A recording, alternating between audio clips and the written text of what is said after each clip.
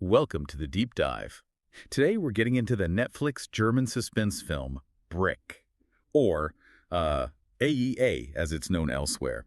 Our main guide here is a critique from Shuji. It's this really funny, no-hold-barred review, basically a roast. And okay, a bit of an unusual warning. This comes straight from the reviewer. This deep dive is going to have spoilers for Brick. But they actually say the film has so few twists, knowing them probably won't even change your viewing experience. Yeah, that's quite the claim, isn't it? Sets up what we're doing here perfectly, though. We're looking at what happens when a movie's main idea, its theme, is just too on the nose. How that messes with the suspense and, well, even makes the characters seem illogical. Right. So thinking about that, when you, our listener, hear Netflix German suspense film, maybe Brick, what were you expecting? Something like a heart-pounding escape room movie. Yeah, that's the natural assumption, isn't it? Like clever puzzles, tension. But this reviewer, they basically say you might end up wanting to tear down the director and screenwriter's wall instead. So not exactly a glowing recommendation from the start. Oof. Okay. Straight for the jugular. So if it's not this complex puzzle box, what is the actual core story of Brick? Well, fundamentally, it's about this couple. Tim, he's a game designer, and Olivia, she's an architect. They're dealing with the aftermath of losing a child. Tim's built this emotional heart wall, you see, and Olivia's trying to break through. Then these sudden black walls physically appear, forcing them together to sort of face their issues, both internal and, well, literal. And that's it. According to the review, yeah, it says, that's it, the whole main plot.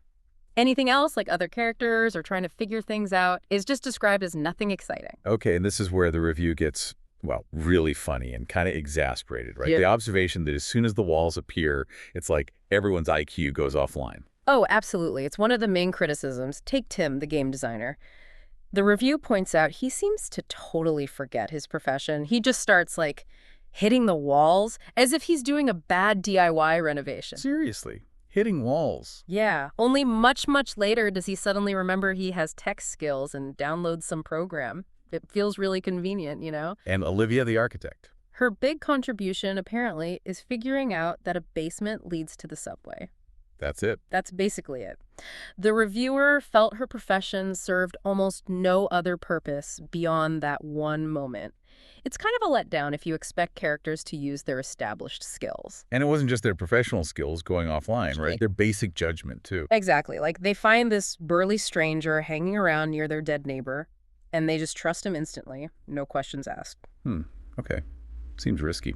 And then, the thing that really seemed to annoy the reviewer. The neighbor apparently left clear instructions, like escape methods. But do they follow them? Nope. They split up and just kind of wander aimlessly. The reviewer was, let's just say, furious about that part. You can feel the frustration. I can imagine. So after all this wall hitting and wandering, how does the film actually wrap up? What's the ending? Well, they do eventually get out of their apartment, but then they find the whole city is now surrounded by these secretly developed black walls, apparently from some big tech company. The whole city. Okay. And then they just drive off in a pink bread van, of all things. A pink bread van. A pink bread van. And there's this really vague radio broadcast mentioning a system malfunction linked to a fire somewhere in Hamburg Port as the cause. Right. So the big reveal is a system malfunction. The reviewer wasn't impressed, I take it. Not at all. Called it saying something but saying nothing. It gives you this supposed truth, but it offers no expectation, no real satisfaction or intrigue. So summing up the critique. The main issues highlighted were, 1, the director really hammers home the heart wall metaphor and explains the escape stuff too much, making the middle part drag. And then it's like they suddenly realized they were running out of time or money. The film just steps on the gas, rushes to the end, gives you that feeling of, oops, budget ran out. Which leads us to that pretty brutal final score from the critic. Yeah, a 3 out of 10. Pretty low. So wrapping up our dive into Brick, it makes you think, doesn't it?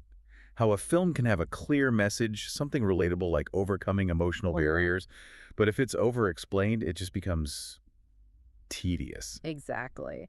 And it leaves us with a really interesting question, I think. Where is that line? What's the balance between making your theme clear and, letting the audience actually engage with it, figure things out themselves? Especially in suspense, right? When does holding the audience's hand too much actually kill the tension and the whole experience? Something to maybe consider the next time a story feels a bit too obvious.